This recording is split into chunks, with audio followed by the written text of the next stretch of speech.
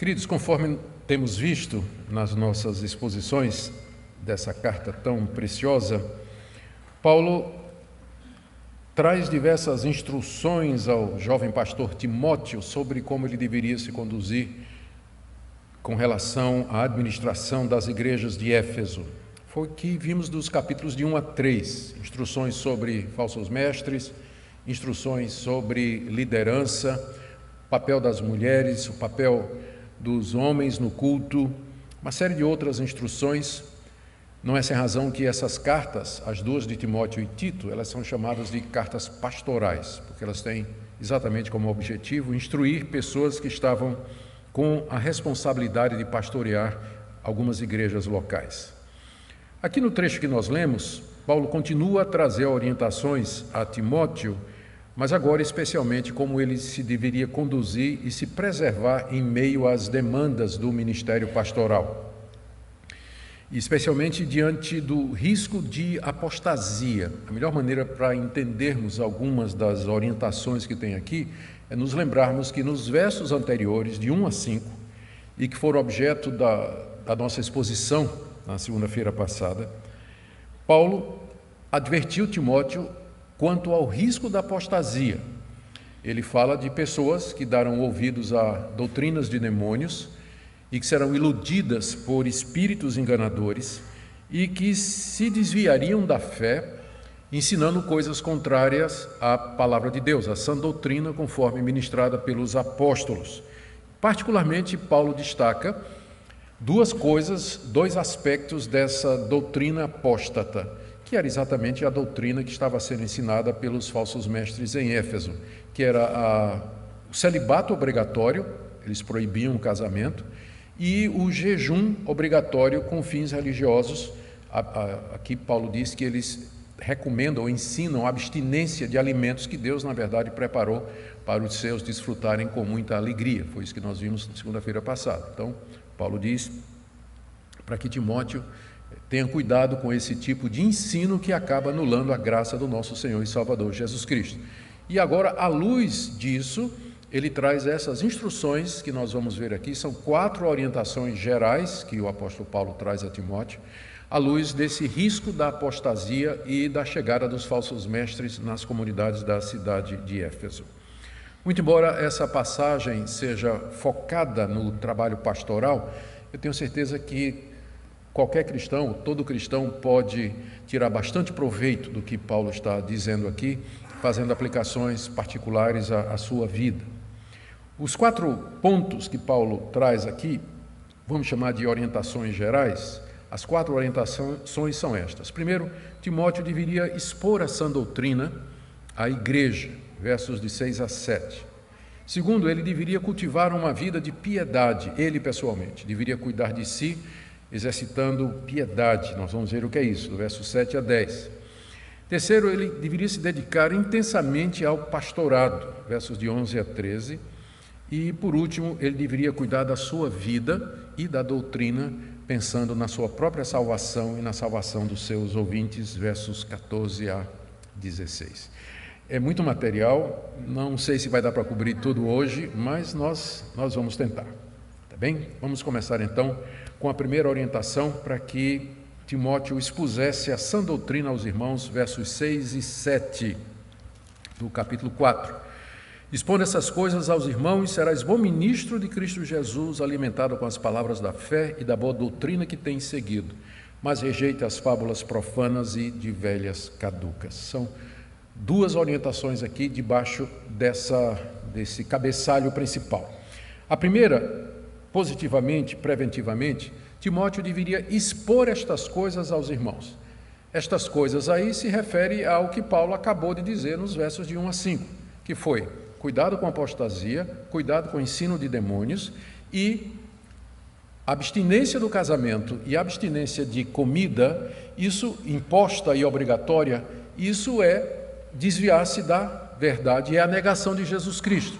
Então, exponha estas coisas aos irmãos, explique aos irmãos que se alguém quiser se abster do casamento, isso é alguma coisa particular de cada um, mas isso não é regra da igreja, o celibato obrigatório. Ou se alguém quer ter uma dieta, não como esse tipo de carne ou não como esse tipo de alimento, isso é da consciência de quem quiser. Eu quero ser vegano, então isso é a opção particular de cada um. Mas isso não é norma religiosa, não é regra de fé e prática, não é regra de fé e prática. Então, exponha estas coisas aos irmãos, Timóteo, ensine estas coisas. Se você fizer isso, Paulo diz aqui, você vai ser um bom ministro de Cristo Jesus. A palavra ministro aqui é a palavra diácono, que significa servo. Você vai ser um bom servo de Cristo Jesus, ministrando estas verdades. Por quê? Porque o Evangelho de Cristo é exatamente a boa notícia da salvação pela graça e não mediante abstinência, ascetismo ou rigor físico, externo, como aqueles falsos mestres estavam ensinando. Então, ensinar a graça de Deus, a suficiência de Cristo na salvação, é o que nos faz bons ministros de Cristo Jesus. E Timóteo estava pronto para isso, final do verso 6, porque ele havia sido alimentado com as palavras da fé e da boa doutrina que tem seguido. Timóteo havia sido discipulado pelo apóstolo Paulo, e com Paulo ele aprendeu o que o apóstolo refere aqui, as palavras da fé e da boa doutrina, que é o evangelho conforme Paulo havia recebido e tinha passado para Timóteo. Timóteo havia seguido esse evangelho, havia aprendido com o apóstolo Paulo, portanto havia sido alimentado com a boa doutrina e tinha condições de ser então um bom ministro de Cristo Jesus, expondo a verdade do evangelho às igrejas de Éfeso, especialmente com respeito à salvação pela graça mediante a fé, sem obras da lei. Em contraste, ou de maneira agora negativa, aqui no verso 7, mas rejeita as fábulas profanas e de velhas caducas. Positivamente, exponham o evangelho da graça. Negativamente, rejeita as fábulas profanas e de velhas caducas. Paulo está se referindo ao ensino dos falsos profetas. O ensino dos falsos profetas que estavam infestando a igreja.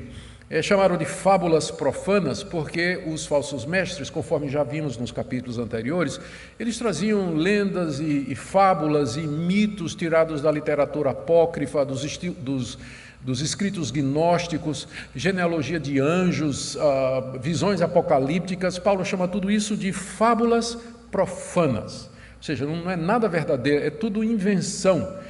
Produto de demônios, isso é doutrina de espíritos enganadores. É chamado de profano porque usa o nome de Deus em vão e profana o nome de Deus, porque eles chegavam falando em nome de Deus e usando o nome de Jesus Cristo.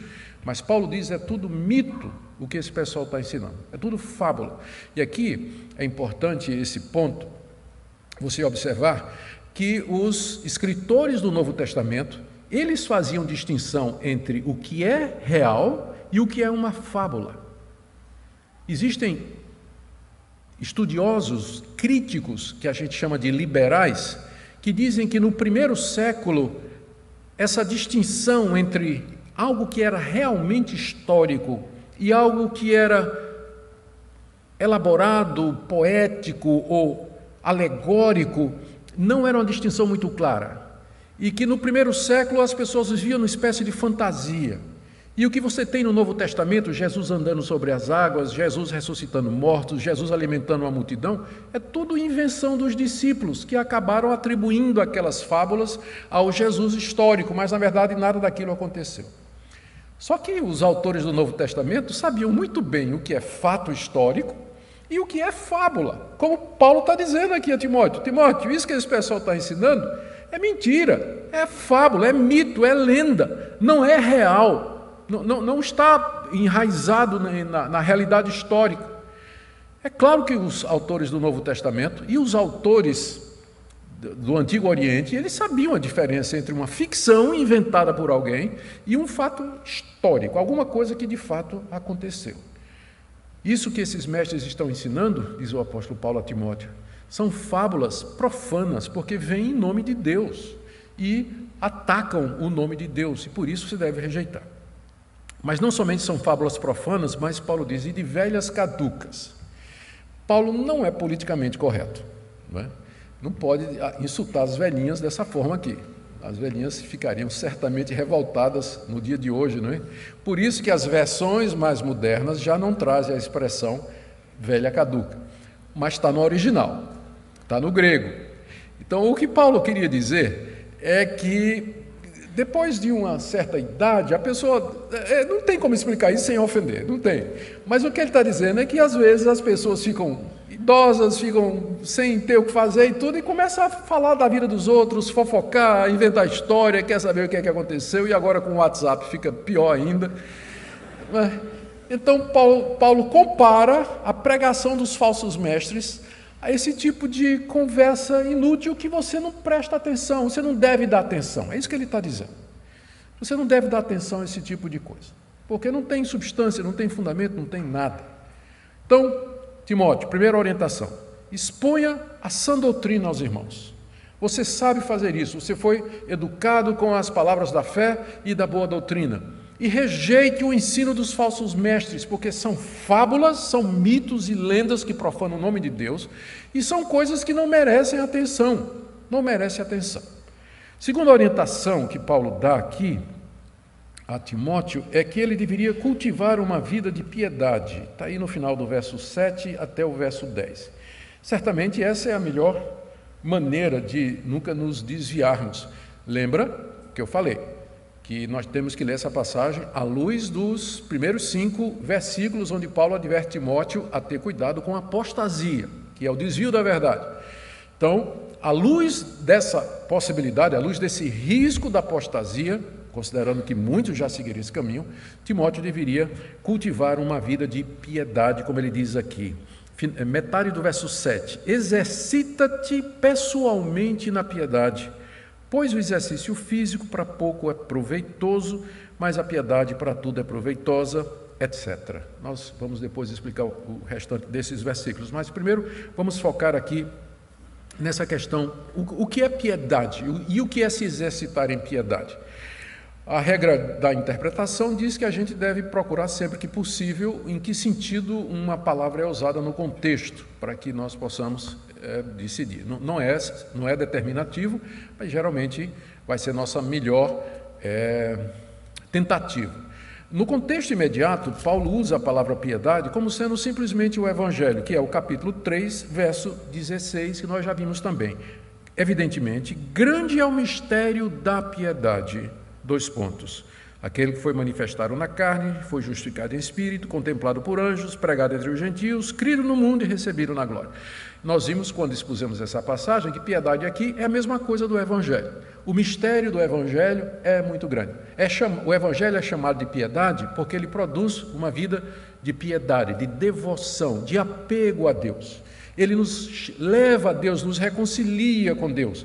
Então, nesse sentido, Paulo está falando da causa a partir dos efeitos. A causa é o Evangelho, o efeito é a piedade.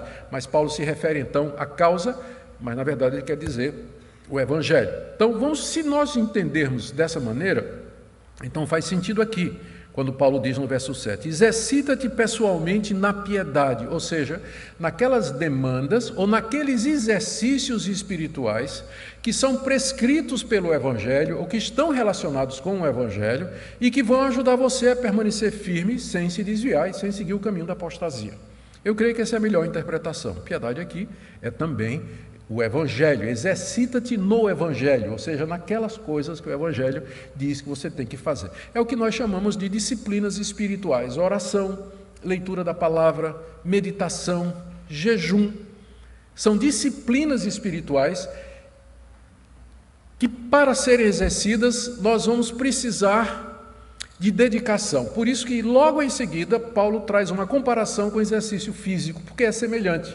Da mesma forma que a gente tem que exercitar os músculos do nosso corpo, nós precisamos exercitar a nossa fé, nossa dependência de Deus, a vida de oração e tudo mais, porque senão atrofia.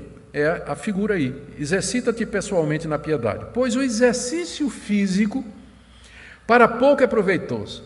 Eu estou vendo tanta gente feliz, né, rindo aí quando... O exercício físico para pouco, não está dizendo que não é para nada, está dizendo que é pouco, mas não está dizendo que não serve para nada. O exercício físico para pouco é proveitoso, mas a piedade para tudo é proveitosa, porque tem a promessa da vida que agora é e da que há de ser.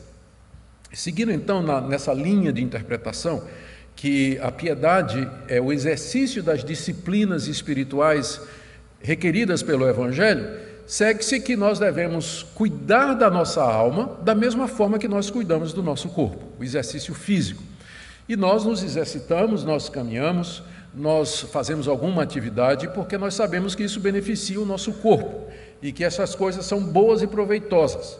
E à medida que você exercita-se fisicamente, os seus músculos, então, eles se desenvolvem, se mantêm estáveis. Se você não faz isso, você atrofia fisicamente. A mesma coisa é com relação ao Evangelho. Você deve se exercitar nas coisas do Evangelho. Já mencionei várias delas.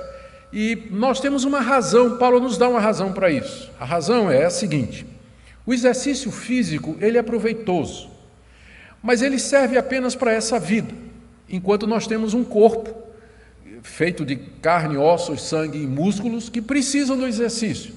Quando nós morrermos e depois quando houver a ressurreição dos mortos, nós não vamos mais precisar de exercício físico, pelo menos até onde a gente sabe. Até onde a gente sabe, não me consta que o corpo da ressurreição ele vai precisar de exercício físico para poder se manter. Então, o exercício físico ele é proveitoso somente para essa vida. O exercício espiritual, exercitar-se na piedade, tem a promessa para essa vida e para a vida vindoura. O que é que Paulo quer dizer com isso?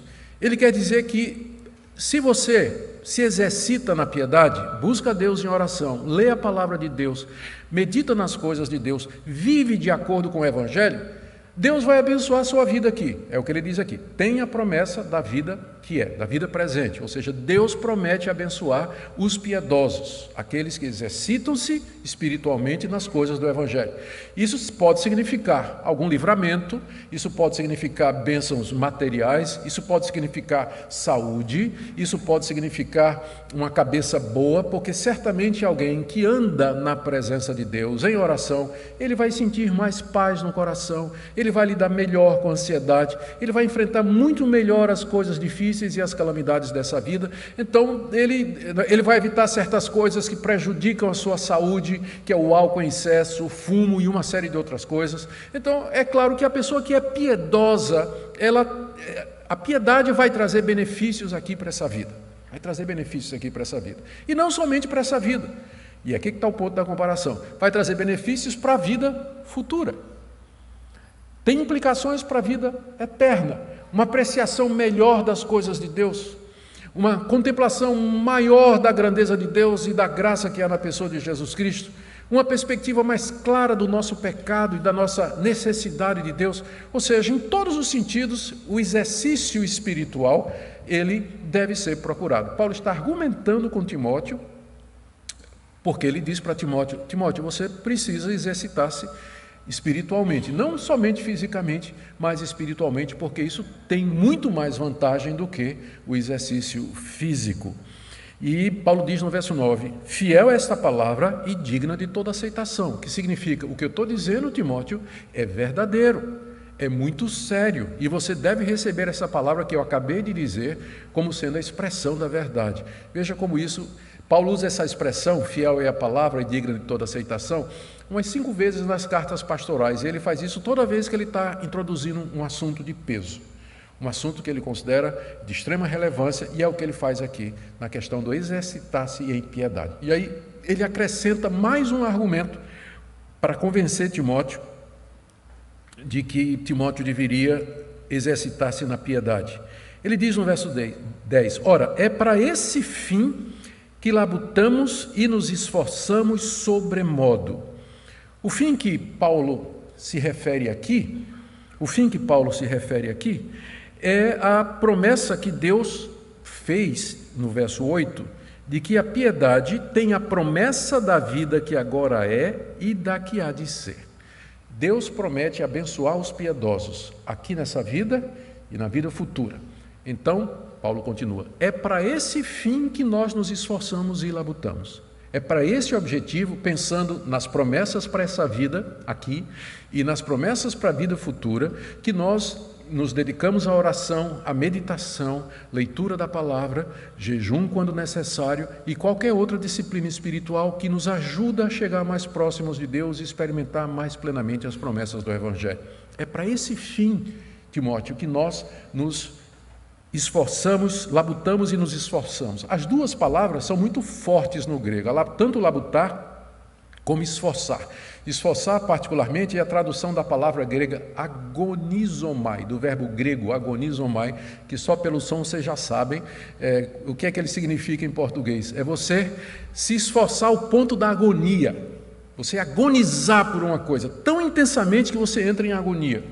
Essa é a palavra que foi traduzida como esforçar sobremodo, talvez porque não tem um equivalente, né, uma única palavra equivalente em português para isso, mas a ideia é de um esforço agonizante. Daí isso mostra como nós deveríamos nos disciplinar, e nós deveríamos ter tempo, e nós deveríamos lutar para que nós tivéssemos tempo para nos exercitar na piedade, pensando que Deus prometeu abençoar o piedoso aqui e no mundo vindouro. Paulo quer que Timóteo aprenda isso, e ele traz então um consolo. Por último, não um consolo, mas ele traz um encorajamento para que Timóteo faça isso, que Timóteo deve ter entendido, porque nós não tão claramente. Veja o que ele diz no final do verso 10. O verso 10 todo é para esse fim, a promessa da vida agora e futura, que labutamos e nos esforçamos sobremodo, nos exercitando na piedade, porquanto temos posto a nossa esperança no Deus vivo, Salvador de todos os homens, especialmente dos fiéis. Aqui Paulo acrescenta uma espécie de encorajamento para Timóteo, dizendo assim: Timóteo, te exercita na piedade, porque o Deus que fez as promessas dessa vida, para essa vida e para a vida futura, Ele é, primeiro, o Deus vivo. Ele não é como a deusa Diana dos Efésios, a deusa principal da cidade onde você está, e que foi adorada por muitos dos que agora são crentes em Cristo Jesus. Em contraste com a deusa Diana, que está morta, é um ídolo de pau, de pedra, o nosso Deus é o Deus vivo que cumpre a sua promessa.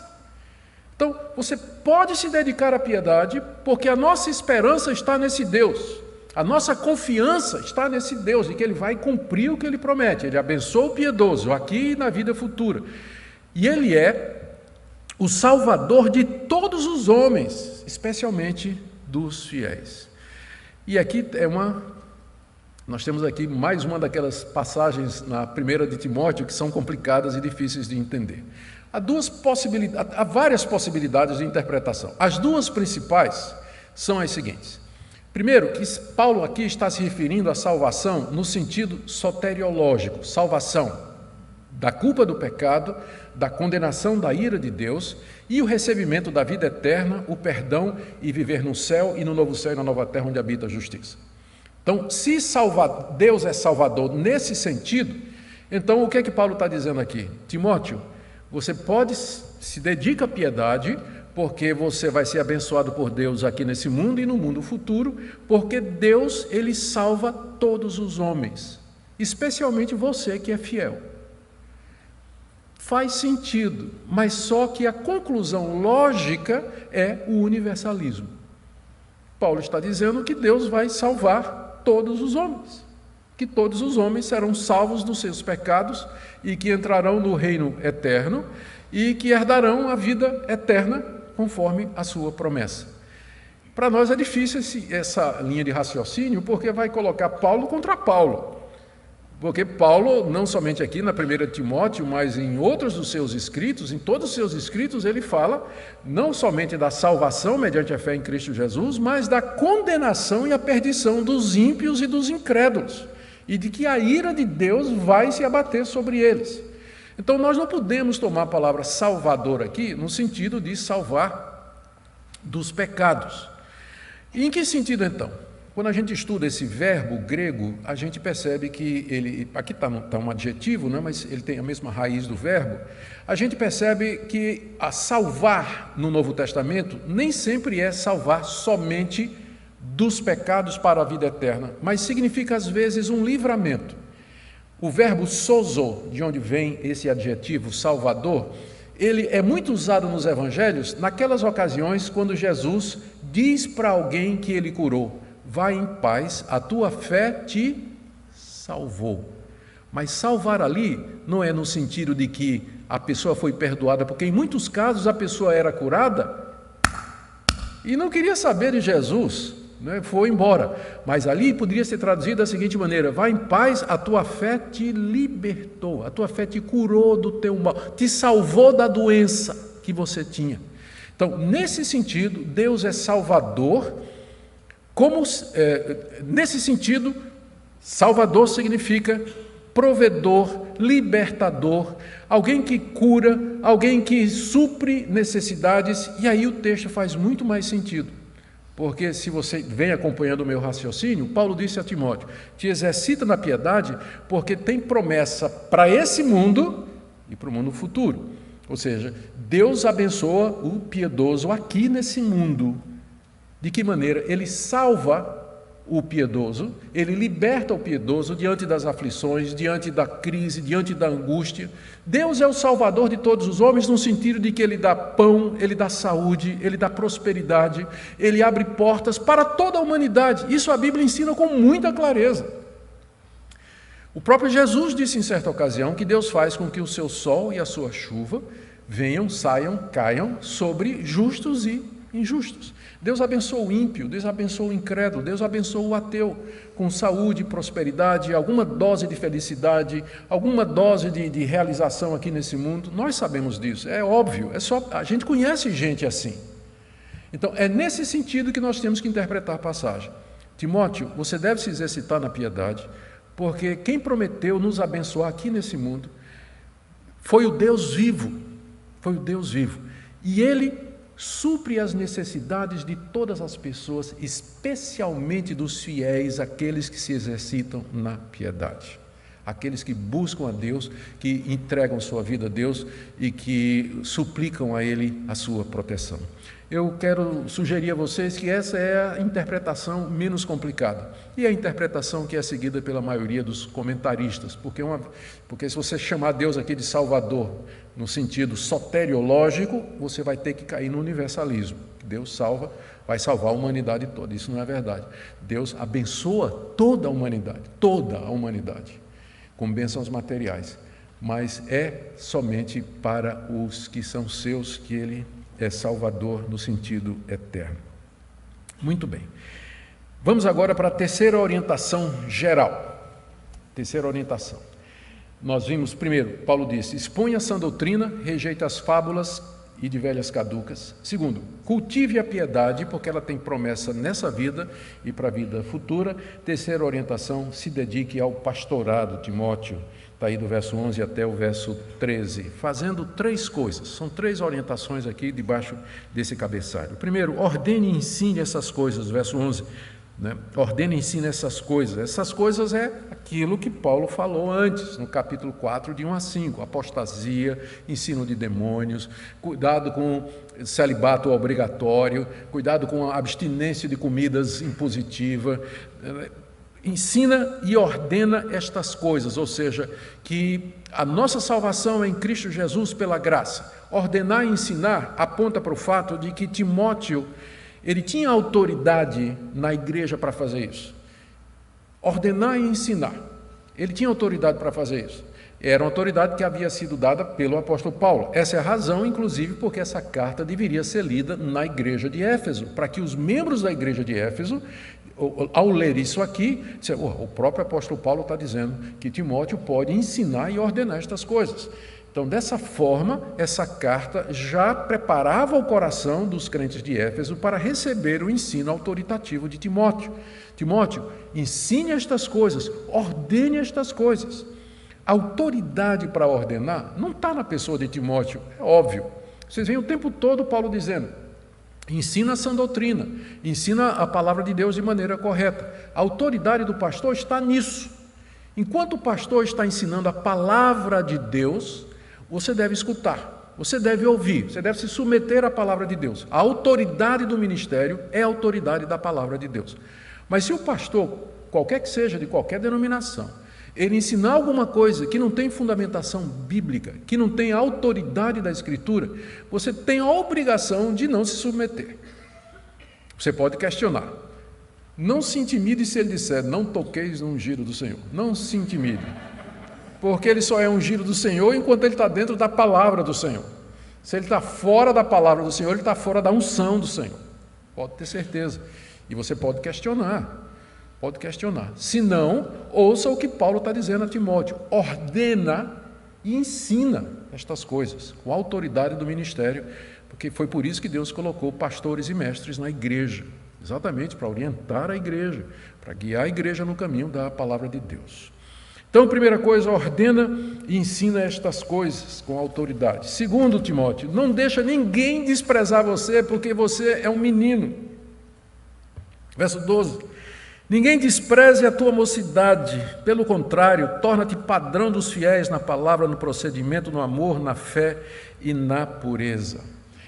Quando a gente diz que Timóteo era jovem, eu não sei que imagem você faz dele na sua cabeça. Alguns estão pensando aqui, alguns talvez pensem que ele tinha 18 anos, 19 anos.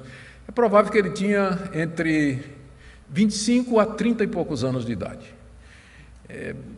Como no primeiro século os presbíteros e a liderança, eles eram escolhidos geralmente de entre os anciãos, o nome presbítero quer dizer exatamente isso, então comparativamente, provavelmente Timóteo poderia parecer um menino para as lideranças das igrejas de Éfeso. Paulo, e além do mais, Timóteo, parece que a presença física de Timóteo não era muito impositiva, Tanto é que na outra carta que ele escreve, eu creio que Paulo está escrevendo aos Colossenses, ele orienta os Colossenses, eu não tenho certeza se é Colossenses ou Filipenses, eu teria que ter checado, ele orienta os crentes a não desprezar Timóteo, não deixar que Timóteo fosse desprezado. Timóteo estava indo a outra igreja fazer alguma coisa que Paulo tinha mandado, e Paulo diz, olha, não despreze Timóteo, né? Não deixa o pessoal fazer bullying com ele, porque ele é novinho. E além do mais, como eu disse, a presença dele poderia não ser muito impositiva, porque aqui mesmo nessa carta, Paulo vai dizer no capítulo 5, Paulo vai passar um remédio para Timóteo, dizendo que Timóteo vivia constantemente doente. Não tome água somente, Timóteo, mas mistura um pouco de vinho, por causa do teu estômago e das tuas frequentes enfermidades. Então, Timóteo parece ter sido um jovem pastor afligido por diversas doenças, né? Ninguém sabe porque é que Paulo não curou, né? Que responda é aqueles que acham que se você tiver fé, você tem que ser curado de todas as doenças. Está aqui um caso, né? Paulo tinha fé, entretanto o seu discípulo vivia doente, ele teve que passar sangria, água com vinho para o estômago de Timóteo e suas frequentes enfermidades, demonstrando que esse negócio de dom de cura não significa que você cura a hora que você quiser. Deus cura quem Ele quer. No caso, não quis curar Timóteo, toma remédio. Não é falta de fé, não. Se fosse, Paulo não tinha mandado Timóteo tomar esse remédio caseiro, né?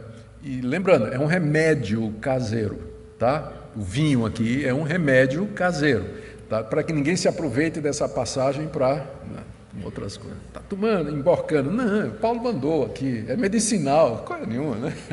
Um pouquinho de sangria faz bem para o estômago e as frequentes enfermidades. Então, Paulo diz que ninguém despreze a tua mocidade. Poderia ser que por conta da aparência, da idade, das frequentes doenças, da timidez inerente em Timóteo, que a igreja tivesse dificuldade em receber a autoridade dele. Infelizmente, isso aí é verdade. Queiramos ou não, às vezes o aspecto físico, a aparência física, o estado de saúde acaba influenciando na maneira como as pessoas recebem a pregação, a explicação de um determinado pastor ou outro pastor. Mas aqui Paulo dá o antídoto para isso. De que maneira Timóteo evitaria que as pessoas desprezassem a mocidade dele? Verso 12, ao contrário, torna-te padrão dos fiéis. Se você se tornar padrão, modelo e referência, ninguém vai desprezar você. Eles vão olhar para você, ainda que você seja jovem, viva adoentado e que seja tímido, eles vão olhar para você e dizer, esse jovem pastor é uma referência para mim, ele é um modelo para mim. Modelo para mim. Em quê? Na palavra, verso 12, ou seja, na maneira de falar, olha para Timóteo, apesar de ser tão jovem, ele não fica buscando treta no WhatsApp ou no Twitter, não fica xingando, brigando com os irmãos e dizendo coisas absurdas. Que exemplo de sabedoria no uso da palavra. Ele é um modelo para nós, Torna-te padrão dos fiéis na palavra, no procedimento. Timóteo, você pode ser jovem, você pode ser adoentado, mas se você proceder como um homem de Deus, se você se comportar como um homem de Deus, eles vão respeitar você.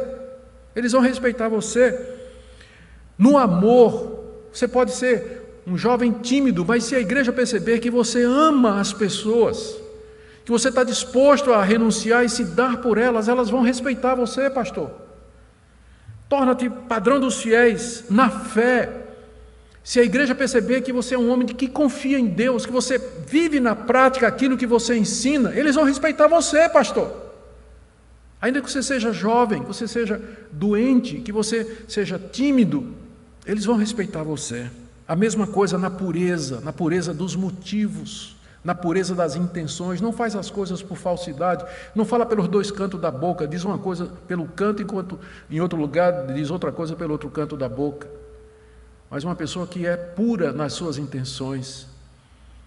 A palavra modelo aqui, aliás, a palavra padrão dos fiéis, a palavra padrão é a palavra grega typos, de onde vem a nossa palavra tipografia.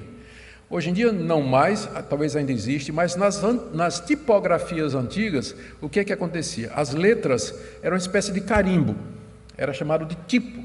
E aí o cara que trabalhava nisso aí, ele saía montando, pegava o tipo, as letras, que eram como uma espécie de carimbinho, saíam montando assim, colocava na forma e aí imprensava o papel e deixava a marca. Era tipografia, era assim que era feito. E o nome daquele carimbo que deixava a marca no papel era o tipo, que vem da palavra grega. E daí que vem a palavra padrão e referência. Ou seja, o tipo, ou modelo, ou um padrão, a referência, é aquela pessoa que vai deixar uma marca na outra. Ela vai deixar uma marca, vai impressionar a ponto de marcar a vida daquelas pessoas com quem ela se relaciona. Esse é um antídoto para o desprezo. Não deixe que ninguém despreze a tua mocidade, Timóteo. Ao contrário, torna-te padrão dos fiéis. Seja um modelo. É tão bom quando a igreja... É tão bom quando o pastor ele pode ser o modelo e a referência da sua igreja. E que as pessoas, mesmo que ele tenha dificuldades físicas, mesmo que ele não seja impressionante fisicamente, a presença dele não causa impacto, mas a vida dele, a sua maneira de proceder, causa uma marca no rebanho. E dessa forma o desprezo vai embora. Faz isso, Timóteo. E ainda dentro desse terceiro item, de dedicar-se totalmente ao ministério, Paulo diz, aplica-te ao ensino, verso 13, até a minha chegada, aplica-te à leitura, exortação e ensino. Paulo, como nós já vimos, ele estava planejando voltar a Éfeso, ele estava indo para Macedônia, para tratar de assuntos das igrejas lá, mas ele voltaria para a igreja de Éfeso, por isso que ele deixou Timóteo lá, para ir tomando já conta dos assuntos, até que Paulo voltasse. E Paulo diz, até eu voltar, eu encarrego você de fazer o seguinte, aplica-te à leitura. A leitura aqui é a leitura pública, é a leitura pública. Aqui na nossa tradução, inclusive ele já colocou essa opção aqui na nota de rodapé. Se você tem versões mais modernas, já dizem assim, aplica-te à leitura pública das Escrituras, ou seja, Timóteo deveria pegar o Antigo Testamento, pegar as cartas de Paulo, pegar os evangelhos que já estavam escritos, talvez alguns a essa altura, e ele deveria ler a palavra de Deus em público, ele deveria exortar a igreja a partir dessas escrituras e ensinar a igreja essas escrituras. Talvez aqui seja uma das passagens onde fica mais claro qual é o papel do pastor. Ele tem que ler publicamente a Escritura, ele tem que ensinar a Escritura ao povo, ele tem que exortar o povo que obedeça ao que está na Escritura. Era isso que Timóteo deveria fazer, devia se aplicar a isso até que Paulo chegasse. E aí, quando Paulo chegasse, Paulo ia provavelmente assumir essa posição. Até minha chegada, aplica-te à leitura, exortação e ao ensino. A última orientação geral que Paulo dá a Timóteo aqui é que Timóteo tivesse cuidado da sua vida espiritual, porque as consequências disso são consequências eternas. Versos de 14 a 16. E Timóteo deveria fazer 3 coisas. Primeiro, ele deveria não negligenciar o seu dom espiritual, verso 14. Timóteo, não te faças negligente para com o dom que há em ti, o qual te foi concedido mediante profecia com imposição das mãos do presbitério. Isso aconteceu provavelmente quando Paulo esteve em Listra, Atos 16, e lá ele foi buscar Timóteo e levá-lo consigo nas suas viagens missionárias. Timóteo era um jovem crente que havia sido criado no Evangelho pela sua mãe e pela sua avó, então era cristão da gema, de nascimento mesmo, e Paulo viu nele as qualidades necessárias para um companheiro de viagem, queria levá-lo. Então o que aconteceu deve ter acontecido lá em Listra, nós não temos certeza, não podemos afirmar, mas é que o presbitério da região, já tinha igrejas plantadas ali, os presbíteros da região se reuniram, impuseram as mãos sobre Timóteo para separá-lo para aquele ministério, e durante esta cerimônia, um profeta cristão ou profetas cristãos falaram da parte de Deus, dizendo a Timóteo, encorajando Timóteo para que Timóteo prosseguisse, que confiasse em Deus, que Deus haveria de estar com ele, Deus haveria de abençoá-lo. Tudo isso aconteceu na consagração de Timóteo ao ministério pastoral, onde a gente aprende algumas coisas. Primeiro, que a cerimônia de separar alguém para o trabalho pastoral mediante a imposição de mãos não é uma criação da igreja, mas é uma prática instituída pelo apóstolo Paulo e que tinha a ver com a unção dos reis, dos sacerdotes, que era feita pelos profetas no Antigo Testamento. É interessante que no Novo Testamento não tem mais unção com óleo de pastor. Eu quero que alguém me mostre no Novo Testamento onde um pastor é consagrado através de unção com óleo. Não tem.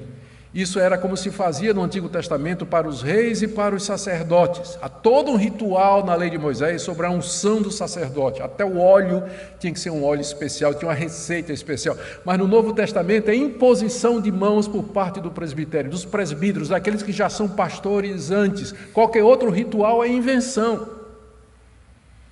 Qualquer outro ritual é invenção. Por quê? Porque a imposição de mãos, ela simboliza a transferência de autoridade. Transferência de autoridade. Nós transferimos, nós passamos para você essa autoridade pastoral e ministerial para você ordenar e ensinar estas coisas.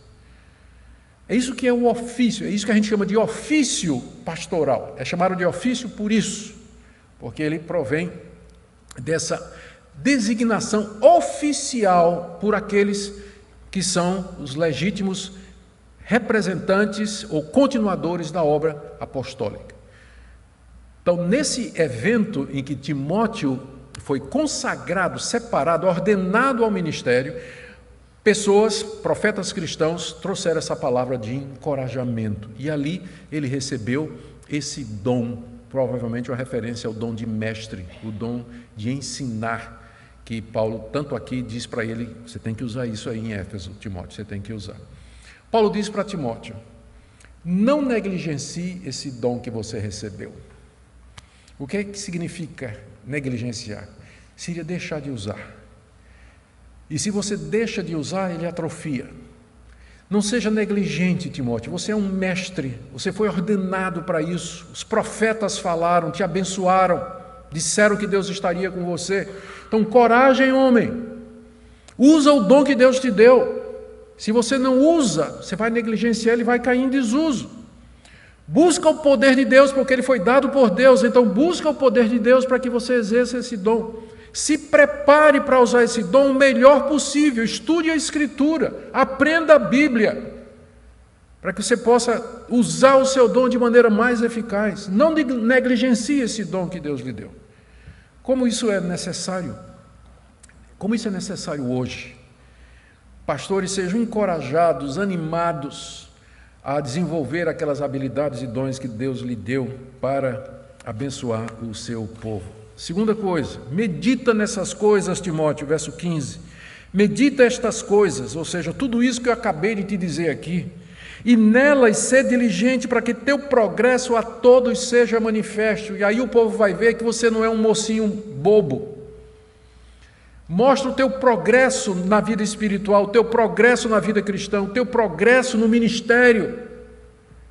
meditando nessas coisas, pensando nessas coisas, remoendo as palavras, se apoderando delas, examinando sua vida, corrigindo sua vida com essas palavras do apóstolo Paulo, e se dedique a elas, seja diligente nelas, e aí todo mundo vai ver o teu progresso, e ninguém vai desprezar a tua mocidade. Ninguém vai desprezar a tua mocidade. E por último, última orientação dentro desse último cabeçalho, que é cuidar de si mesmo. Está aí, é tirado desse verso aí. Tem cuidado de ti mesmo e da doutrina. Continua nesses deveres, porque fazendo isso salvarás tanto a ti mesmo como aos teus ouvintes. Cuidar de si mesmo é fazer tudo isso que Paulo tinha dito aqui. Cuidar de si mesmo espiritualmente, da sua vida espiritual, cuidar do seu comportamento, cuidar do seu ministério. Se o pastor não cuida de si, da sua saúde, da sua família, ele não tem como cuidar dos outros. Aliás, foi baseado nessa passagem aqui que Calvino disse aquela famosa frase: aqui nós temos os dois deveres de um pastor: cuidar de si mesmo e cuidar da doutrina. Cuidar de si mesmo e cuidar da doutrina. Quando fala cuidar da doutrina, quer dizer, cuidar aquilo que você ensina por amor ao seu rebanho. Então, cuida de você e cuida do rebanho ao qual você ensina a doutrina. São os dois deveres do pastor. Essa passagem é tão importante que um puritano chamado Richard Baxter escreveu o que talvez é um dos melhores livros na área pastoral, que é baseado exatamente nessa passagem. Foi primeiro escrito com o título Pastor Reformado. Hoje em dia ele já é domínio público, as editoras traduziram já com outro título, eu nem sei, inclusive se tem na nossa livraria, se tiver, os pastores deveriam até dar uma olhada. Richard Baxter, um dos melhores livros de poimênica, a arte de pastorear, que já foram escritos na área, que já foram escritos dentro do campo reformado por esse pastor. E é exatamente uma exposição de 1 Timóteo capítulo 4, verso 16. Cuida de você, Timóteo, e aí cuide da doutrina, que você ensine a verdade, que você ensine com zelo, que você ensine com dedicação. Porque se você fizer isso, são dois resultados. Primeiro, você vai salvar a você mesmo. Salvarás tanto a ti mesmo como aos teus ouvintes. E aqui o nosso salvar, ele provavelmente vai ter que seguir o sentido mais amplo da palavra no Novo Testamento. Está claro que eu estou gostando desse exercício aqui, porque você percebe uma regra fundamental de interpretação, que o que vai dar sentido ou determinar o significado de uma palavra é o seu contexto, como é que ela é usada. Pensa, por exemplo, a palavra manga.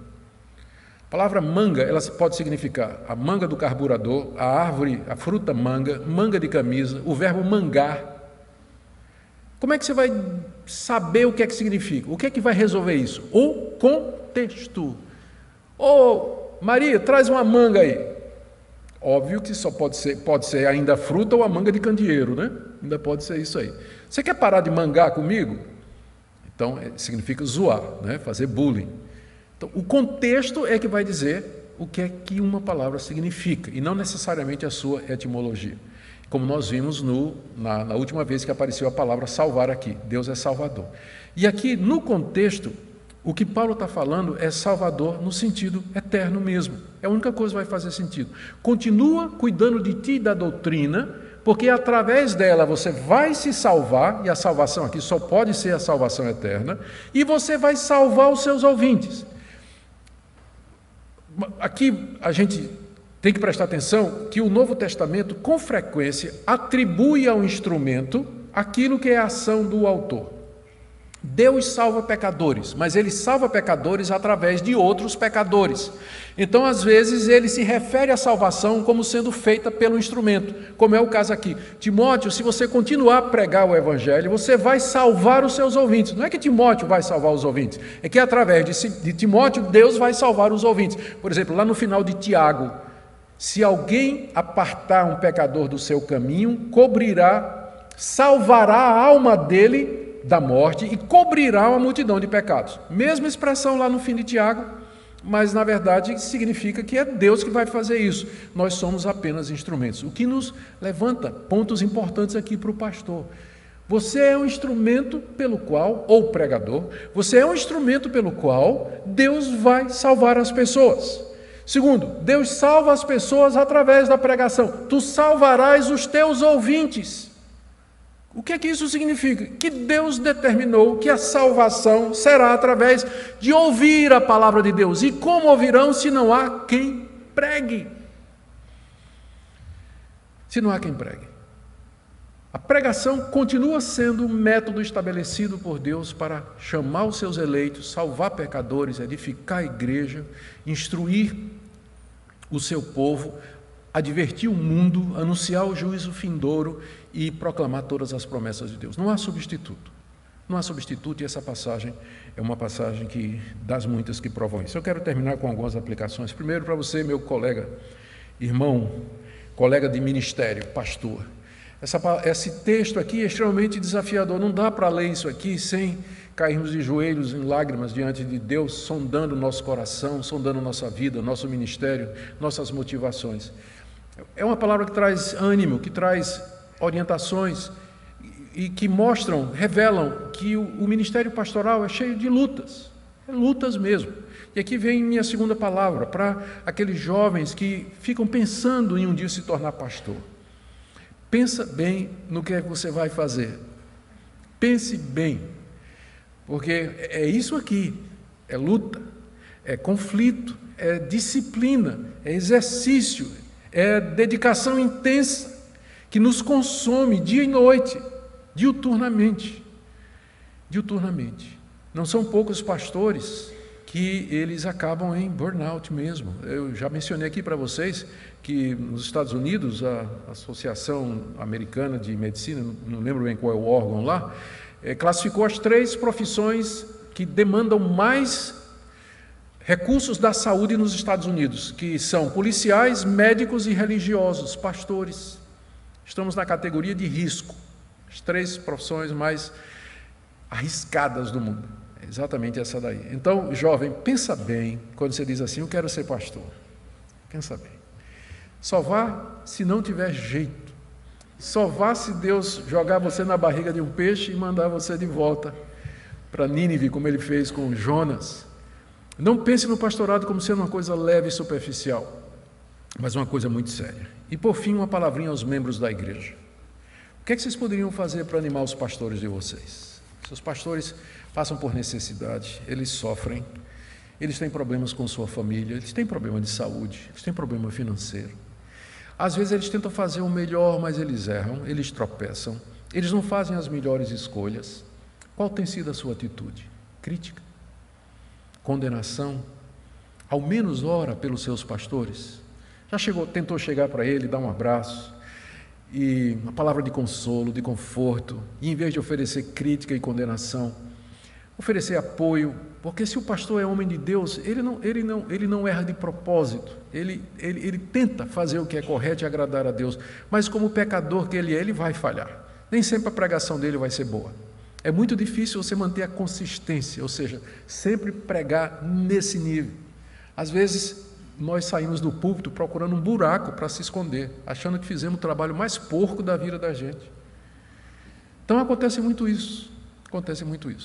E você especialmente que fica esperando, graças a Deus não acontece aqui conosco, ainda bem, mas você que fica esperando o culto acabar, o pastor já desce de lá assim, né, cansado, e se diz assim, pastor, que sermão ruim, viu? Olha, eu tenho uma pergunta aqui, o senhor disse isso, mas isso. Deixa pelo menos o bichinho descansar um pouquinho, tomar um café. Você diz, pastor, posso essa semana passar aí no seu escritório para a gente bater um papo, tomar um cafezinho? Eu tinha umas perguntas que eu queria fazer sobre sua pregação. Tenha compaixão. Ore pelos pastores, intercedam por eles, como a palavra de Deus também manda e nos orienta. Amém?